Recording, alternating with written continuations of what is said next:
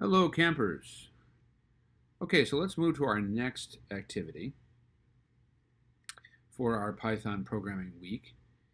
And to do that again, just to review, I'm going to go up to the Raspberry Pi menu, go to Programming, go down to Thonny Python IDE.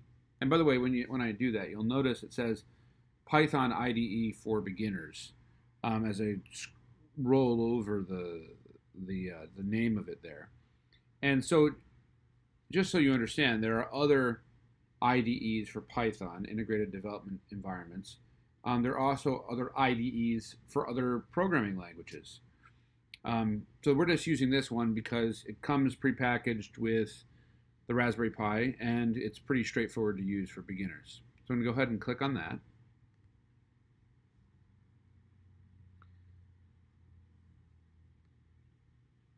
And then it should open up. And when it opens up, we want to create a new program.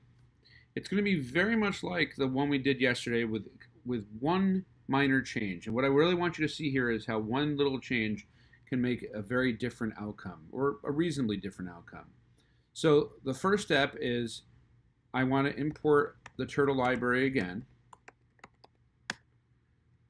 Hit enter.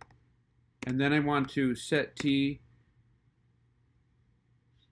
assign t the value of the turtle pen so that I can draw.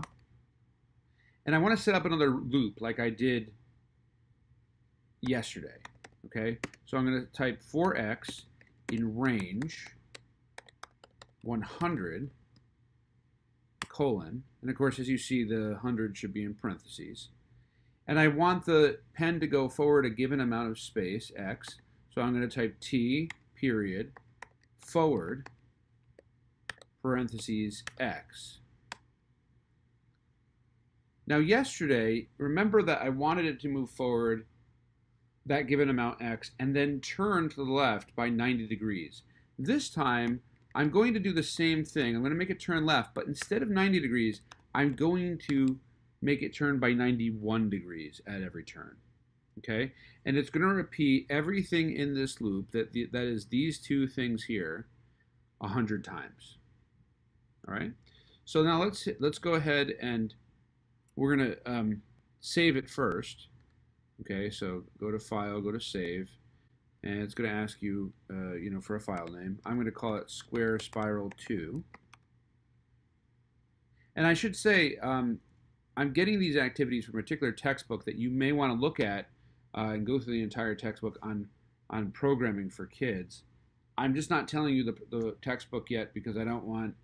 I want to kind of approach it freshly. At the end of the videos, I'll give you the name of the textbook, and I really suggest that you buy it for your own reasons, not necessarily for this class because we're not going through the whole book.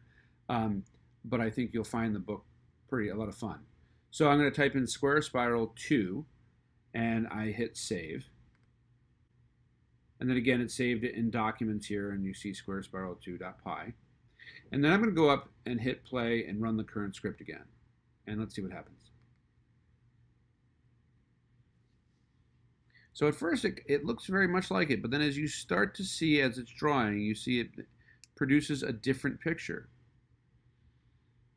You remember that it produced a bunch of squares last time. But in this case, it starts to look like a pinwheel, where there's actually more of a spiral shape. Sheesh, I can't even talk straight. A spiral shape. Let me try that 3 times fast. Spiral shape, spiral shape, spiral shape. All right, I got it. It produces more of a spiral shape. And you'll notice that in this case, let me just move this over, we only changed the turn by 1 degree. Okay? Now some of you might get some errors because what often happens when we start with programming is we'll get what's called a syntax error. And I'm going to be doing another video later in the week where I explain more of these terms like I did similar at the beginning of this week. But let's try to see if I can create a syntax error and see what happens. So let's say I went up here And as I was typing this, I typed, instead of typing a colon, I typed a semicolon. Now let's see what that happens. And let's say I didn't realize it, okay? And I hit play. And you see down here, it gave me back, it says for X in range 100, and then it points to the semicolon, and then it says syntax error, invalid syntax. Okay, so the first thing you want to do when you get a syntax error is not get frustrated. All right, it's really difficult because there's a lot of expectation. You're typing in your code. You're thinking, oh, this is going to make it something cool. Or if you don't like spirals, maybe you think it's boring. But in any case, you want to get through what you're doing, right? And so then you get this error, and it can be very frustrating. But now what I want to do is, when this happens, what you should do is you should look at what it gives you, and say, okay, let me go fix that. So it's saying that the problem is this semicolon. So then I go back and look at it, like, oh, I didn't want a semicolon there. I wanted a colon. That process is called debugging.